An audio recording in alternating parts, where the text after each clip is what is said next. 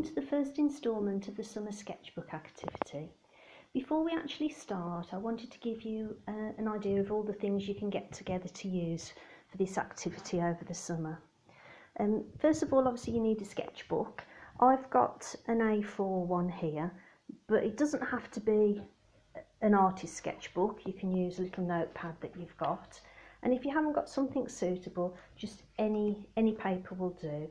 I've just got some A4 copy paper here and some loose paper out of a notebook. It could be some card, it could be anything at all, and you can make your sketchbook by doing drawings and things and then putting them into a file. The other thing to collect together, if you've got these things at home, is some paints. If you've got any like cards or postcards that you actually like the design of or the techniques on them, collect those together.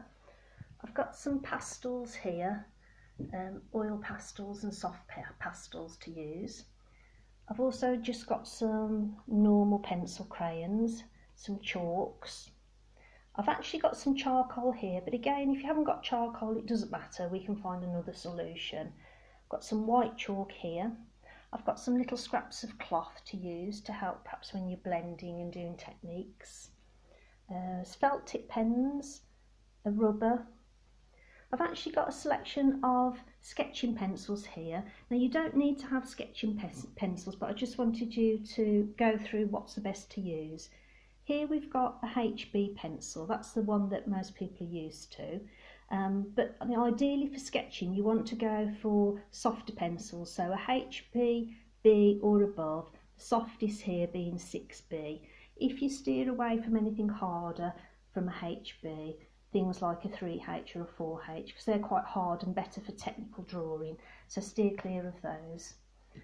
Also, if you collect together perhaps some newspaper with pictures in that you like, magazines that might have images in that you like. I've got some glue and scissors here as well. But if you haven't got any of this sort of artists, pastels, things like that, as I said, it doesn't matter. You can go for normal pencils, felt tips, chalk, sort of things that perhaps you can pick up from the local paper shop, or perhaps you've got knocking around the house. Again, I've got some watercolours here, but you could use acrylics, anything. If you don't have paints, then we'll look at actually doing some effects with felt tip pens and with chalks and normal drawing pencils and colouring pencils. So if you spend a little bit of time getting all the bits and bobs together in a box, and then you'll be ready for our first instalment. See you soon.